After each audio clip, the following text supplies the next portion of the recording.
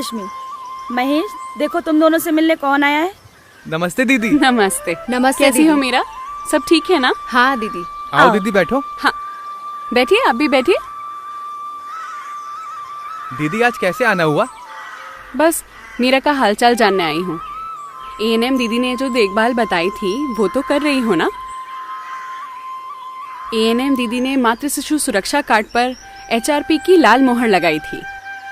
हाँ दीदी, लाल मोहर तो लगी थी और साथ में ये भी बताया था कि मीरा उच्च जोखिम वाली गर्भवती महिला है और उसे विशेष देखभाल की जरूरत है। इसीलिए तो मैं तुम लोगों के पास आई हूँ, क्योंकि मीरा उच्च जोखिम वाली गर्भवती महिला है और इसीलिए एएनएम दीदी ने मातृ शिशु सुरक्षा कार्ड पर एचआरपी की मोहर लगाई है।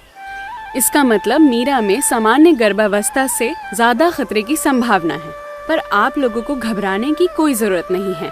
पर रश्मि, मुझे तो बहुत चिंता हो रही है। अरे माँ जी, चिंता मत करिए। मीरा में तो हमने समय से जटिलता की पहचान कर ली है।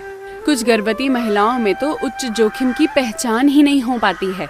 दीदी, कौन कौन सी महिलाएं उच्च जोखिम गर्भवती की श्रेणी में आती हैं? महेश, यदि गर्भावस्था में उच्च जोखिम की बात की जाए तो इन्हें 3 भागों में देखा जा सकता है।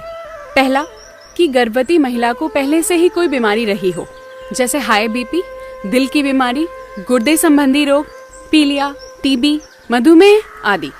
दीदी, क्या पहले से कोई गंभीर बीमारी की वजह से गर्भावस्था में समस्या हो सकती है?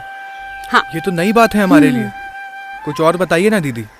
यदि गर्भवती महिला को उसकी पिछली गर्भावस्था में कोई दिक्कत रही हो, जैसे पिछले बच्चे का जन्म ऑपरेशन से हुआ हो, 2 गर्भपात हुए हो, या मृत बच्चे को जन्म दिया हो, या वर्तमान गर्भावस्था में कोई जटिलता हो, जैसे हाई बीपी, मधुमेह, खून में हीमोग्लोबिन का 7 ग्राम से कम होना, बच्चे का आड़ा तिरछा होना, सिफिलिस या एचआईवी का संक्रमण होने पर ऐसी महिलाएं उच्च जोखिम की श्रेणी में आ जाती हैं और इन्हें विशेष देखभाल की आवश्यकता होती है।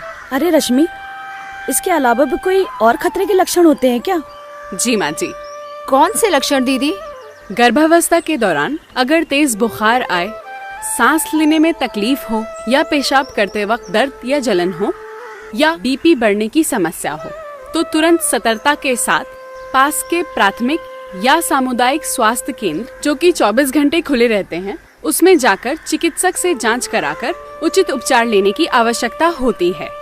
और यदि गर्भावस्था के दौरान योनि से रक्तस्राव हो रहा हो, धुंधला दिखने के साथ साथ अत्यधिक सिरदर्द हो रहा हो, या झटके आ रहे हो, या गर्भवती महिला बार बार बेहोश हो जा रही हो, या लगातार पेट के निचले हिस्से में दर्द होना, समय पूर्व प्रसव पीड़ा या प्रसव पूर्व झिल्ली का फट जाना, खून की गंभीर कमी होना, भ्रूण का ना हिलना और योनि से बदबूदार सफेद स्राव के साथ साथ तेज बुखार के लक्षण दिखे, तो बिना देरी के पास के सामुदायिक स्वास्थ्य केंद्र या जिला अस्पताल जाकर चिकित्सक से उचित उपचार लेने की जरूरत है।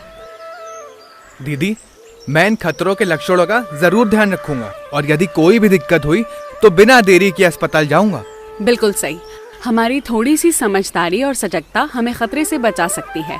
इसलिए सबसे आवश्यक है कि ऐसे स्वास्थ्य केंद्र का चयन कर उसका पता और फोन नंबर की जानकारी हमारे पास पहले से ही होनी चाहिए, जहां आवश्यकता पड़ने पर जटिलता का प्रबंधन विशेषज्ञों द्वारा किया जा सके और यदि जरूरत पड़े तो प्रसव ऑपरेशन से किया जा सके, और यदि खून की जरूरत पड़े तो खून चढ़ाने की भी सुविधा हो। रश्मि, तूने बहुत अच्छी जानकारी दी। अच्छा ये बताओ, प्रसव के लिए हमको इनको ले कहाँ जाना होगा और आने जाने के लिए क्या करना होगा? बहुत अच्छी बात पूछी माँ जी आपने।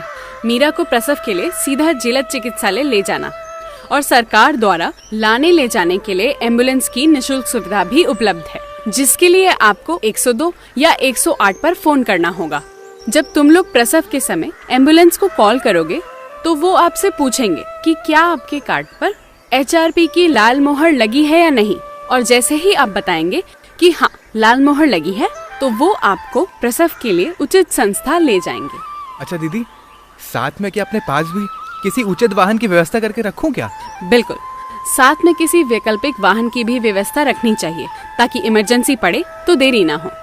जी दीदी, अब हमें सब जानकारी हो गई है। अब हम सारी बातों का ख्याल रखेंगे। बिल्कुल।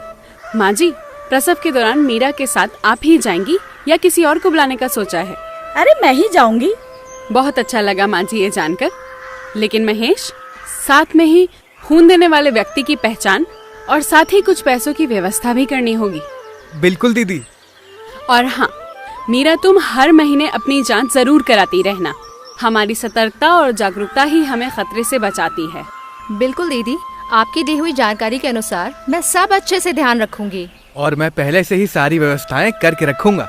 बहुत बढ़िया महेश। समझदारी और सतर्कता अपनाएं।